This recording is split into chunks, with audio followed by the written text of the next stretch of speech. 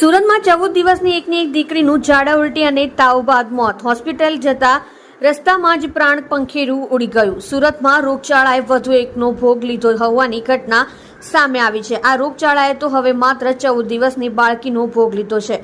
પાલનપુર જકાતનાકા ખાતે રહેતા પરિવારમાં પહેલી દીકરીના જન્મથી ખુશી 14 જ દિવસમાં શોકમાં પરિણમી હતી. 2 દિવસથી ઝાડા અને ઉલટી થતા હેલ્થ સેન્ટરમાં સારવાર ચાલી રહી હતી. જોકે તેને કમળાની અસર હોવાનું જણાવ્યું હતું. ત્યારબાદ તબિયત લથડતા દાદા અને દાદી તેડીને સિવિલ હોસ્પિટલ પહોંચ્યા હતા. જોકે બાળકીને ફરજ પરના તબીબોએ મૃત જાહેર કરી હતી. પહેલું સંતાન હોવાથી પરિવાર ખુશ હતો. મળતી માહિતી પ્રમાણે પાલનપુર જકાતનાકા વિસ્તારમાં આવેલી સંત તુકારામ સોસાયટીમાં રાહુલ ચોરસિયા પરિવાર સાથે રહે છે. રાહુલ સાડીના લેવેચના ધંધા સાથે સંકળાયેલો છે.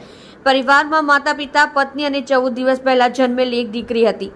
1.5 વર્ષ પહેલા રાહુલના સારિકા સાથે લગ્ન થયા હતા. દરમિયાન સારિકા ગર્ભવતી હોવાથી પરિવારને પહેલું સંતાન મળવાનું હોવાથી પરિવાર ખુશ હતો. પાલ સેન્ટરથી દવા લઈ આવ્યા હતા.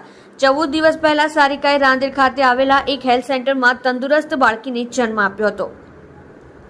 હજુ તો આ બાળકીનું નામ પણ રાખ્યું નહોતું. દરમિયાન 2 દિવસ પહેલા તેની ઝાડા અને ઉલટી થવા લાગી હતી, જેથી નજીકમાં જ આવેલા પાલ સેન્ટરથી દવા લઈ આવ્યા હતા.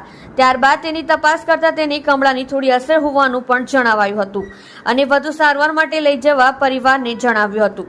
સવારે બાળકીની તબિયત વધુ લથડી હતી. આજે સવારે બાળકીની તબિયત વધુ લથડી હતી, જેથી દાદા અને દાદી બાળકીને લઈને સિવિલ હોસ્પિટલ દોડી ગયા હતા. સુરત સિવિલ ઇમરજન્સી વિભાગમાં બાળકીને દાદી તેડીને ટ્રોમા સેન્ટર ખાતે લઈ ગયા હતા, જ્યાં ફરજ પરના તબીબે આ બાળકીને મૃત જાહેર કરી હતી. પરિવારને એકની એક દીકરીના મોતના સમાચાર જાણીને પરિવાર ચોકમાં ગરકાવ થઈ ગયું હતું.